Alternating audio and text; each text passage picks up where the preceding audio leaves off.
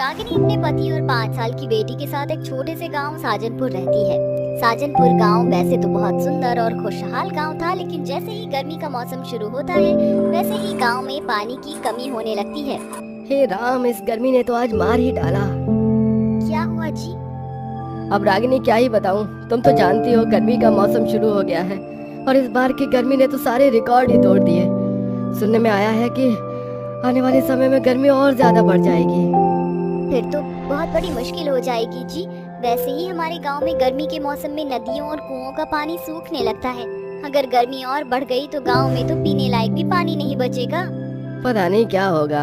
गर्मी की वजह से पूरा का पूरा गांव ही परेशान होता है। इतनी गर्मी में सबको मजबूरन गर्म पानी ही पीना पड़ता था। जी सुनिए, मैं प्रिया के साथ अपनी सहेली स्वरा के घर जा रही हूँ। बहुत समय हो गया है उससे मिले हुए। ठीक है, आराम से जाना। रागिनी अपनी बेटी प्रिया को लेकर अपनी सहेली स्वरा के घर जाती है। स्वरा और रागिनी बचपन की सहेलियां होती हैं। सहेलियां होने के बावजूद भी स्वरा रागिनी से बिल्कुल विपरीत स्वभाव की थी। जहां रागिनी सबकी मदद करने वाली होती है, वहीं स्वरा कंजूस होती है।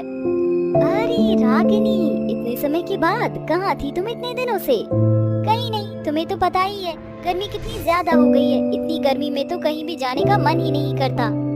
बात तो तू ठीक कह रही है। अच्छा, तू इतने दिनों के बाद आई है, पता क्या पिएगी? कुछ नहीं, बस पानी पिला दे। स्वरा अपने किचन में जाती है और अपने फ्रिज से ठंडा पानी निकालकर रागिनी और उसकी बेटी को देती है, जिसे पीकर, अरे इतना ठंडा पानी, आज से पहले मैंने इतना ठंडा पानी नहीं पिया। मम्मी, पानी तो बहुत अच्छा लग रहा है। लेकिन इतनी गर्मी में इतना ठंडा पानी तुम कहाँ से लेकर आई हो? हमें तो कहीं पर भी इतना ठंडा पानी नहीं मिला। इतनी गर्मी में तो मटके का पानी भी गर्म हो जाता है, लेकिन ये इतना ठंडा कैसे है? ये मटके का पानी नहीं है, बल्कि फ्रिज का है। क्या? फ्रिज? लेकिन ये फ्रिज क्या होता है? इसके अंदर हम गर्मी में पानी को ठंडा कर सकते हैं। क्या सच में? हाँ हाँ, सच में। इतना कहकर स्वरा रागिनी को अपने किचन में फ्रिज दिखाने के लिए ले जाती है, जिसे देखकर रागिनी बोलती है, ये तो बहुत अच्छी चीज है। मैं भी सोच रही हूँ कि फ्रिज ले लेती हूँ, फिर हम रोज ठंडा पानी पिया करेंगे। क्या तुम फ्रिज लोगी? तुम जानती भी हो इसकी कीमत क्या है? कितने का है ये? ये पूरे 25,000 का है। क्या? 25,000? ये तो बहुत महंगा है। तभी तो बोला कि तुम इसे नहीं खरीद सकती। स्वरा की बात सुनकर रागिनी को बुरा तो बहुत लगता है, लेकिन रागिनी ये जानती है कि स्वरा गलत नहीं कह रही है। रागिनी अपनी बेटी को लेकर वापस अपने घर आ जाती है और सारी बात अपने पति को बताती है, जिसे सुनकर, क्या तुम सच कह रही हो? लेकिन इतने सारे पैसे तो हमारे पास है नहीं।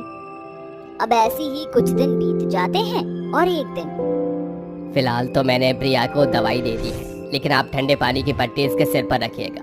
बुखार बहुत तेज है और अभी प्रिया बहुत छोटी है, इसलिए मैंने इसको हाई पावर की दवाई नहीं दी है। ठंडे पानी की सिकाई से इसे काफी आराम मिलेगा। ठीक है डॉक्टर साहब। इस तड़कती भड़कती गर्मी में हम ठंडा पानी कहाँ से लाएंगे? रागिनी, तुम्हारी सहेली है ना स्वरा, तुम उसके घर से ठंडा पानी ले आओ। ध्रुव के इतना कहते ही रागिनी अपनी सहेली के घर ठंडा पानी लेने के लिए चली जाती है। अरे रागिनी, तुम यहाँ, वो भी इस समय?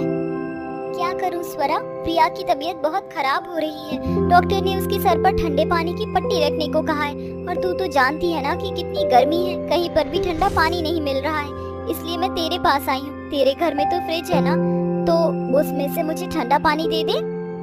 लगता है ये ठंडा पानी पीने के लिए अपनी बेटी की झूठी तबीयत खराब होने का नाटक कर रही है। मैं तो इसे एक बूंद भी ठंडा पानी ना दूं।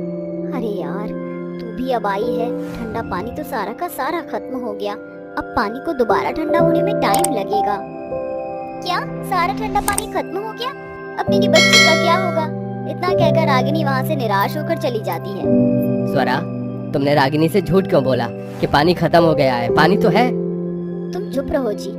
अगर आज मैं इसे पानी दे देती तो ये हर रोज हमारे घर ठंडा पानी मांगने आती। और वैसे भी मैं जानती हूँ ये झूठ कह रही है। ये अपनी बेटी की तबीयत खराब होने का बहाना करके ठंडा पानी लेने आई थी।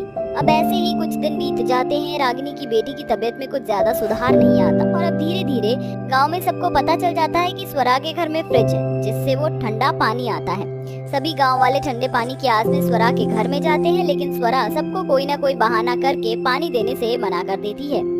अरे मैंने सुना है आपके घर में पानी को ठंडा करने वाली मशीन है, जिसमें से ठंडा पानी आता है।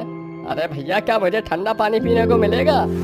भाई साहब, पानी तो मैं आपको दे देती, लेकिन कमबख्त ये लाइट ही चली गई। अब लाइट ही नहीं आ रही तो पानी कैसे ठंडा होगा। स्वरा के इस कंजूस पने की वजह से वो किसी की भी मदद नहीं करती। ऐसे ही कुछ दिन बीत जाते हैं कि अचानक से एक दिन गांव में बहुत तेज तूफान आता है, जिसकी वजह से गांव की बिजली कट जाती है और बिजली कट जाने से स्वरा का फ्रिज, एसी कुछ भी काम नहीं करता। कितनी गर्मी है, मैं तो मर ही जाऊंगी। इतनी गर्मी में ना तो खाने को एसी की ठंडी हवा है और ना ही पीने को फ्रिज का ठंडा पानी है। क्या हुआ स्वरा, तुम्हारी हालत इतनी कैसे खराब हो रही है?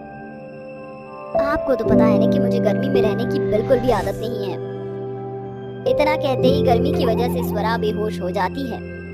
स्वरा क्या हुआ तुम्हें? अब मैं क्या करूं? अब तो डॉक्टर को ही बुलाना पड़ेगा। देखिए, घबराने की कोई बात नहीं है, बस गर्मी की वजह से इन्हें चक्कर आ गए हैं। इतना कहकर डॉक्टर रागिनी की बेटी को देखने के लिए चला जाता है। प्रिया की हालत तो वैसी ही है। मैंने आपको इसके सिर पर ठंडे पानी की पट्टी रखने को कहा था ना। डॉक्टर साहब, आप तो जानते हैं ना, गांव में कहीं पर भी ठंडा पानी नहीं है, तो मैं कहां से ठंडा पानी लाती।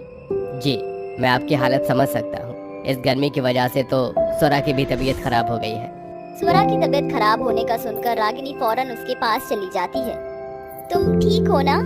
मेरी तो सिर्फ कुछ ही देर में गर्मी की वजह से इतनी हालत खराब हो गई, और ये बेचारे गांव वाले न जाने कैसे इतनी गर्मी में रहते हैं और गर्म पानी पीते हैं। स्वरा को अपनी गलती का एहसास हो जाता है और अब वो गांव में हर किसी को ठंडा पानी दिया करती थी। ठंडे पानी की वजह से रागिनी की बेटी की तबीयत भी सही हो जाती है और अब गांव में किसी को भी ठंडे पानी के लिए तरसना नहीं पड़ता।